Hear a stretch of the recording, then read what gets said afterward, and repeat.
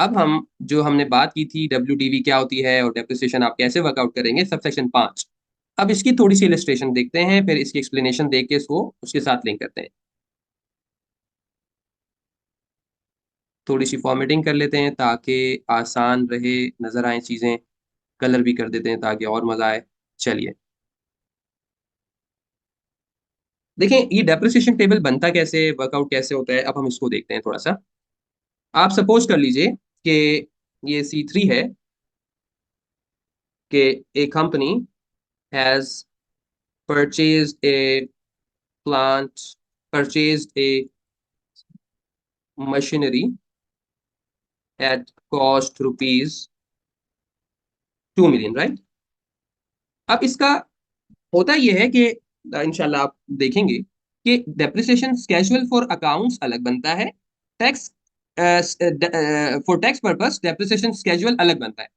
तो अभी हम सीख रहे हैं कि सिर्फ एक आइटम का over the period of some years tax depreciation schedule कैसे बन रहा होता है या उसकी मूवमेंट कैसे होती है, एक हम हमें थोड़ा कॉन्सेप्ट आ जाए।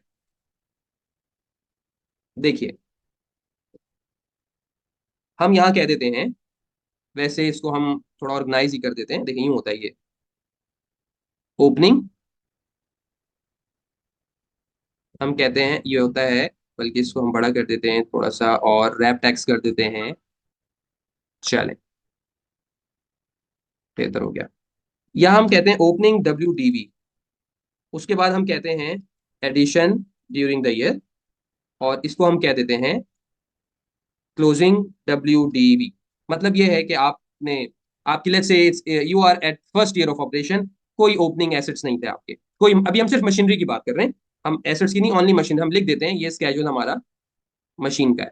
हम यहाँ लिख देते हैं plant, plant and machinery. Okay, हमने कहा हमने 2 million का ये खरीदा, तो मेरी जो क्लोजिंग वैल्यू हुई वो भी, क्लोजिंग वैल्यू कैसे आती है, ओपनिंग प्लस एडिशन, 2 million आ गई। उसके बाद क्या होता है कि मैं यहाँ लूंगा इनिशियल अलाउंस। ये कौन से सेक्शन में, सेक्शन 23। तो मैं कहूंगा दिस मल्टीप्लाई 25%, तो मुझे इनिशियल अलाउंस मिलेगा। अब हम यहाँ एक काम करते हैं कि टैक्स ईयर भी लिख देते हैं यहाँ पे। टैक्स ईयर 2000 लेट्स से 21 की बात है, तो सॉरी यहाँ आप हेडिंग दे दें 2021, 2022, 2023, इतना काफी है।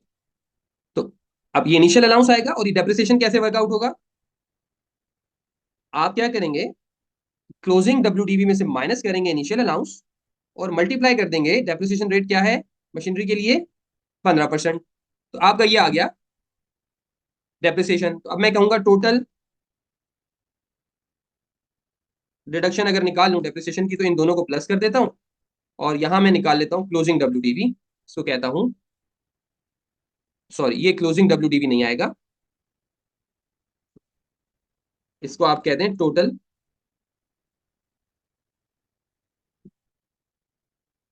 और ये टोटल डिडक्शन आ गई, ये आ जाएगी क्लोजिंग WDV। मैं इंशाल्लाह आपको इसकी स्केजुअल्स प्रोवाइड करूंगा कि एक ही स्प्रेडशीट पे रहते हुए आप कई सालों का मुख्तलिफ एसेट्स का अकाउंटिंग और टैक्स डेप्रिसिएशन कैसे वर्कआउट करते हैं। यहाँ तो हम बिल्कुल एक सिंपल सी मिसाल बना रहे हैं, अदरवाइज ये बहुत ऑर्गेनाइज्ड स्केजुअल होता है कि आप एक ही शीट पे रहते हुए, यानी 50 तरह के एसेट्स भी होंगे, एक ही शीट पे रहते हुए फॉर्मूले लगे हुए होते हैं, आप अकाउंटिंग और टैक्स डेप्रिसिएशन वर्कआउट कर लेंगे, कोई भी मसला नहीं है। अभी तो हमें सेक्शन सब सेक्शन 5 की हम इलस्ट्रेशन समझ रहे हैं, मैं साथ साथ बना रहा हूँ, साथ साथ बोल रहा हूँ, तो हम चीजों को बिल्कुल स्क्रैच से समझ रहे हैं, अदरवाइज तो बिल्कुल हम बनाकर भी इसको डिस्कस कर सकते थे। अब देखिए क्या किया आपने, 2021 में 2 million का एसेट खरीदा, उस पर इनिशियल अलाउंस आपने सेक्शन 23 में लिया और डेप्रिसिएशन आपने सेक्शन 22 में क्लेम किया, तो आपको 7,25,000 रुपए की डिडक्शन मिल जाएगी पहले साल में फॉर टैक्स पर्पस। लेकिन अकाउंटिंग में ये इनिशियल अलाउंस थोड़ी होता है। अकाउंटिंग में लेट से डेप्रिसिएशन 15% हुआ, तो आप देख लें कि अकाउंटिंग डेप्रिसिएशन आ रहा होगा 3 लाख और टैक्स डेप्रिसिएशन आ रहा होगा 7,25,000। तो इसी वजह से हमें एडजस्टमेंट करनी पड़ती है टैक्सेबल इनकम वर्कआउट करने के लिए।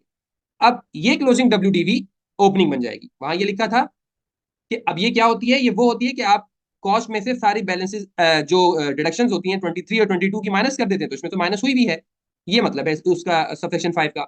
अब एडिशन कुछ भी नहीं है, वैल्यू फॉर डेप्रिसिएशन ये आ गई, इनिशियल अलाउंस कुछ भी नहीं है, डेप्रिसिएशन का फॉर्मूला लगा दें, एक 42 आया टोटल डिडक्शन, अब एक 42 की होगी हमारी इस साल की डब्ल्यू हमारी। डब्ल्यू क्यों कम आ गई, ओहो, डब्ल्यू हमारी आएगी, ये आ गई हमारी 8,07,000। अब दोबारा आ जाइए फॉर्मूला, यहाँ से हमने 8,07,500 की पिक किया, एडिशन कुछ भी नहीं है। ये आ गया इनिशियल अलाउंस 0, डेप्रिसिएशन हमारा वर्कआउट हो गया, टोटल डिडक्शन हमारी 1,21,000 और 6,86,000 हमारी डब्ल्यू आ गई।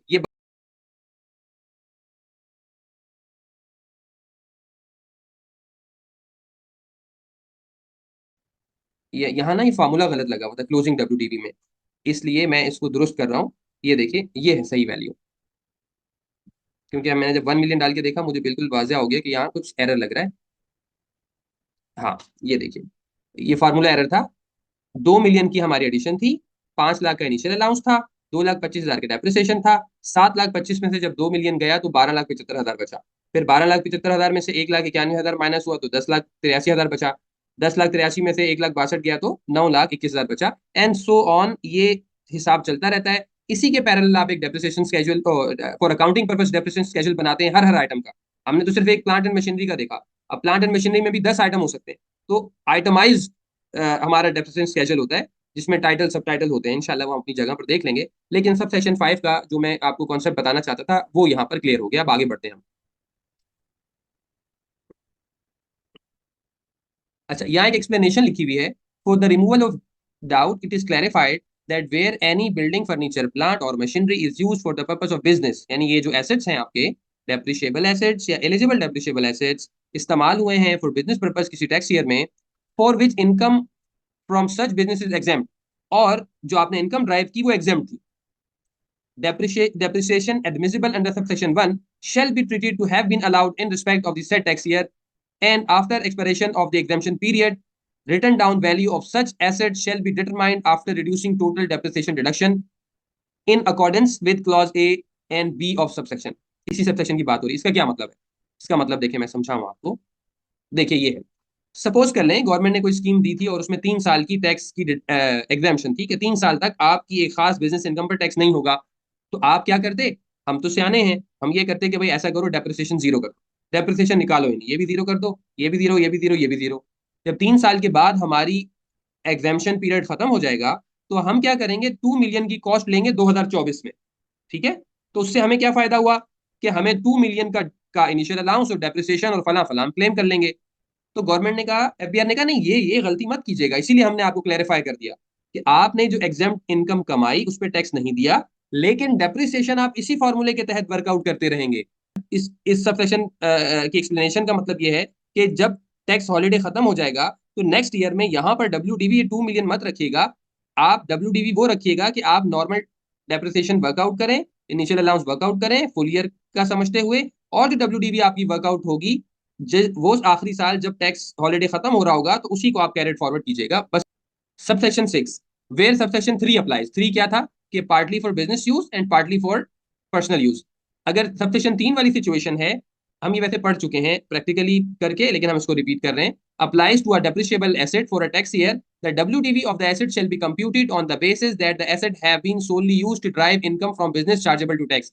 इसका मतलब ये है, देखिए मैं आपको बताऊं इसका क्या मतलब। देखिए ये एक एसेट था, मिस्टर खान यूज कर रहे थे 50% for personal use and 50% for business use, लेकिन क्या हमने डेप्रिसिएशन जो वर्कआउट किया जिससे कॉस्ट को रिड्यूस किया वो 50% किया? नहीं, वो हमने पूरा निकाला, 10% निकाला।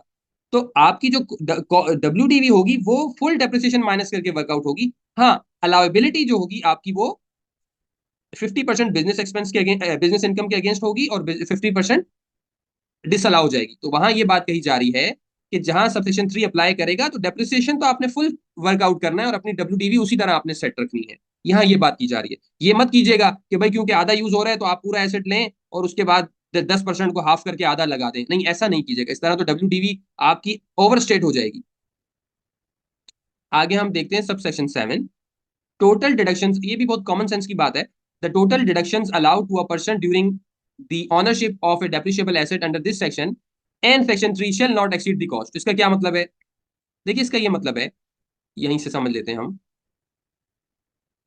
देखिए ये डेप्रिसिएशन स्केड्यूल है, आपका 2 मिलियन का एसेट है, 2 मिलियन के एसेट पे आपने इनिशियल अलाउंस निकाला 5 लाख, डेप्रिसिएशन ये 3 सालों का निकाला 7 लाख, 5,78,000। जैसे जैसे स्केड्यूल जाएगा एक टाइम ऐसा आएगा कि क्लोजिंग वैल्यू आपकी 1-2 रुपए रह जाएगी, क्योंकि सारा का सारा डेप्रिसिएट हो जाएगा। तो बस यही हमें करना है, हम यही करते हैं। यहाँ ये वो कहना चाहते हैं कि ऐसा मत कीजिएगा, कोई ऐसा आपने कैलकुलेशन या काम किया कि अमाउंट जो कॉस्ट है वो तो 2 मिलियन की है, और आपने किसी तरह से सेक्शन 22 और सेक्शन 23 में डिडक्शन 2 मिलियन से ज्यादा क्लेम कर ली। पता लगा एसेट 2 मिलियन का है और डिडक्शन 3 मिलियन की कर ली। ये तो ज़ाहिर हम करते भी नहीं है, और ज़ाहिर स्प्रेडशीट यूज हो रही होती हैं और हमारे कैलकुलेटर्स लगे हुए होते हैं आईआरएस पे भी, लेकिन ये बात ज़ाहिर है कानून में तो लिख दी उन्होंने, ताकि हम जो है इसके बारे में हमें मालूम भी हो और कोई गलत काम हम ना करें। तो यानी जितने की कॉस्ट है आप उसी हद तक डिडक्शन माइनस कर सकते हैं ना, उस कॉस्ट से एक्सीड नहीं कर सकते हैं आप। आगे चलते हैं। Subsection 8, where in a tax year person disposes a depreciable asset, no depreciation deduction be allowed under this section for that year. इसका मतलब ये है कि अगर आप किसी साल में लेट्स से 2024 में एक डेप्रिशिएबल एसेट बेचते हैं, तो उस साल में आप उसका डेप्रिसिएशन क्लेम नहीं करेंगे। सो इसे हम कहते हैं अकाउंटिंग में no depreciation in the year of disposal. No depreciation in the year of disposal. आगे पढ़ते हैं। And if the consideration receive, अच्छा इसमें क्योंकि कुछ हमारी कैलकुलेशंस हैं, और इसमें भी इसमें एक पूरी कैलकुले इसको पढ़ लेते हैं, लेकिन मैं अभी इसको नहीं करवाऊंगा, नेक्स्ट उसमें हम करेंगे। Exceeds the written down value of asset at the time of disposal, the excess shall be chargeable to tax under the head income from business.